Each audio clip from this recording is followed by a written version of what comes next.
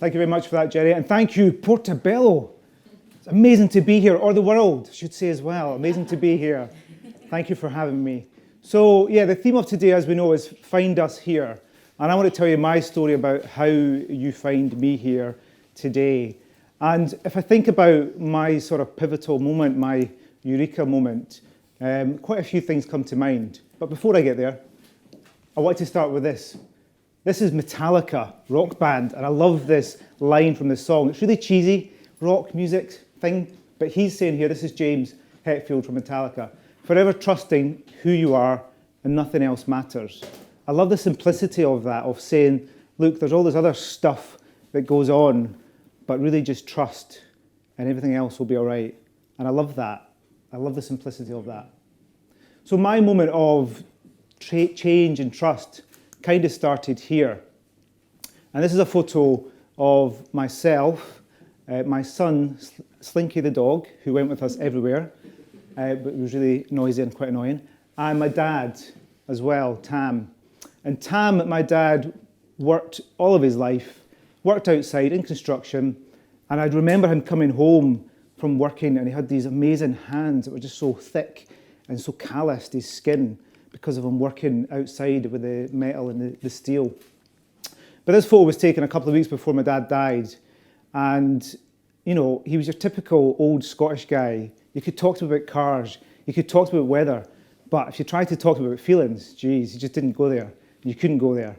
So it wasn't going to happen. But I absolutely loved my dad. And he was, you know, a great dad and a great worker. But when he started to fall apart, it was really interesting because he just disappeared in front of us. And at the same time, my son started to find himself and find how to be independent and to know about the world. So I was kind of in the middle of watching this wee guy grow and watching this old guy fall apart and die. And it was heartbreaking, but it was fascinating at the same time. And at the same time, I was working in a bank in HR, helping the bank do their evil deeds and sacking lots of people, and not really enjoying it. I loved the people I worked with, but the work, not really so much. And I kind of woke up and I just thought, I've just been daydreaming. What have I been doing? You know, I need to do something that actually makes me feel excited and makes me feel proud. And I could have stayed at the bank and I could have done some great stuff, I'm sure. But I didn't. I asked them if I could leave. And they said, yes, you could leave. Go.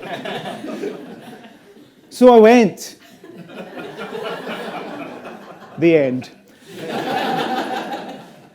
And at the same time, I started 2 organisations with a friend. I was at a house one night with a friend, and we were talking about playgroups for dads. We had toddlers. We'd been to some groups. Some of them were great. Some of them were not so great.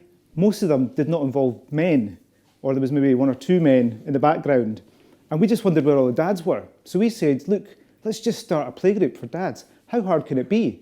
So we had no idea, we had no money, but we just thought, this is a good thing to do. Let's just try it. And that's where Dad's Rock came from. The name was a bit of a sort of cheesy play on Dad's Rock, a solid place to be, but also because we thought for men need a bit of a hook to sort of draw them in. If you said it's just a playgroup, it doesn't sound that sort of cheesy or cool, does it? But if you say it's a Dad's Rock playgroup, then there's expectations. So Dad's Rock is a playgroup, and I think some people do think that you have to be musical to go. You don't. It's music, it's kids, it's instruments, it's toys, it's just playing.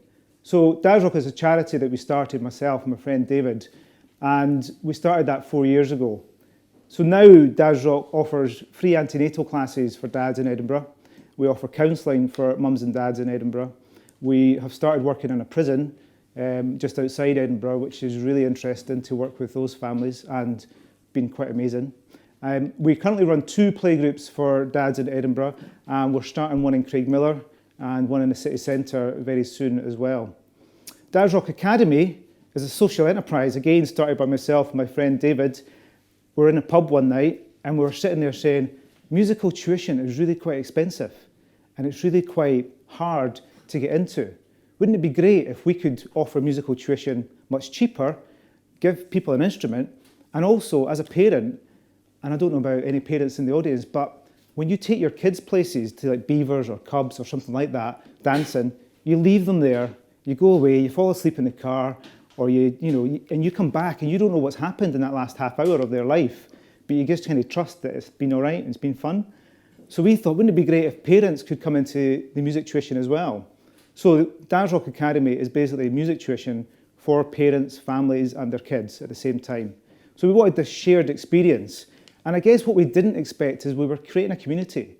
And we didn't really plan that or think about that, but we have created 2 different communities that we're now part of, which has been an amazing journey. This is a couple of kids from the Dad's Rock Playgroup. We've got Justice for Ginger there, his favourite t-shirt, and also a little witch from one of our Halloween parties that we hold as well. We also, as usual, we hold Christmas parties, and we had a project last year for young dads, because where are all the young dads? If you think about where are all the dads, and then you think about where are all the young dads, it's even scarier to find them. There's about 400 young dads every year in Edinburgh, but who works with them? If you type in young dads to Google, you'll find Young Fathers, which is a band from Edinburgh. Great, it's good news for them on Google.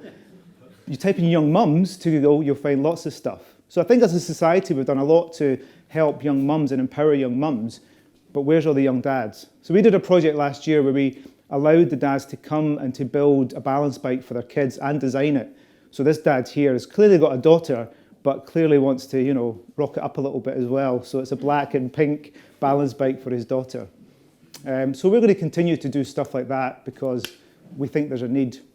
This is one of the guys from Dad's Rock Academy. This is Grandad Jim, who comes every week with his grandson. His grandson is the most amazing guitarist. Great guy, he's only about 13. And Jim plays the drums. He's pretty deaf. He's a bit shaky, but it's amazing. And he gets up on stage and he just batters it out. And it's amazing to see. This little guy here chose to play the bass guitar. And this is his personal bass. So he comes to Dad's Rock Academy with his mum.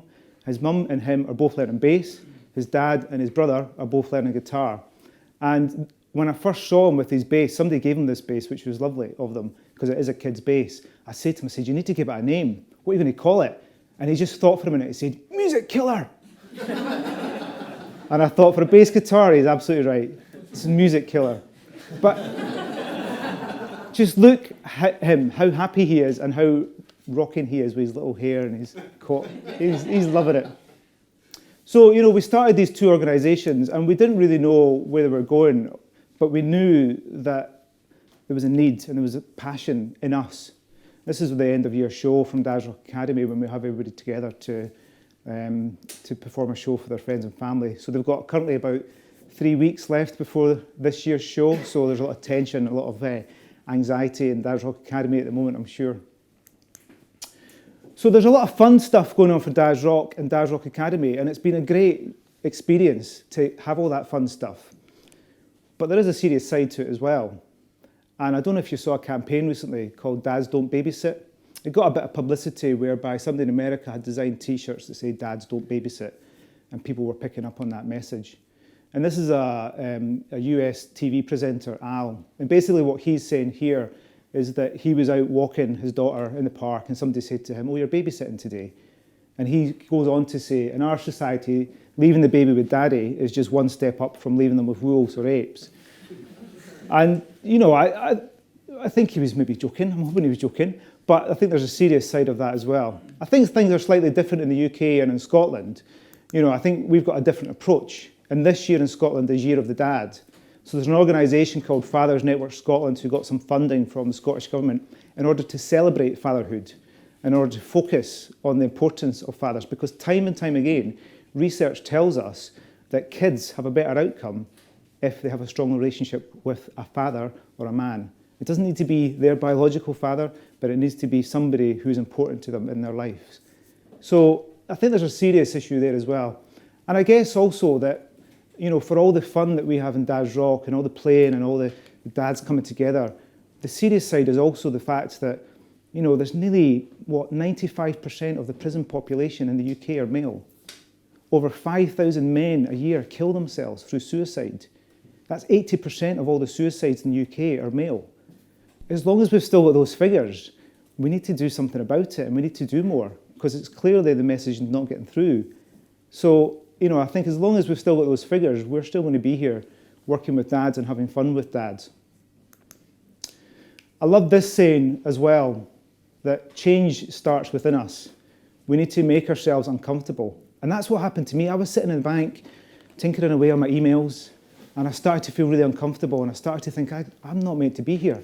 I'm meant to be somewhere else. So then I went home and I told my wife, and I said, I'm not meant to be there. I'm meant to be over here, and I want to jump over here. So I took a leap, and she took a leap, and my family took a leap. But that's what Mark Ruffalo was saying here, that change starts within ourselves. We need to feel uncomfortable, and then we make the people around us uncomfortable as well.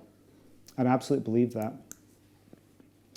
So where I am today is, I guess, I have learned to trust myself. And this is a fantastic photo taken by one of the dads. It looks like I'm rocking out, but I am actually playing Twinkle Twinkle. I've got like 3 chords to remember, and the concentration on my face is immense. But it looks like I'm rocking out to something really serious. So that's kind of where I am. And I guess I've learned to trust myself through this process and this journey. And that's my hope for other people, that we can just learn to trust. Thank you very much.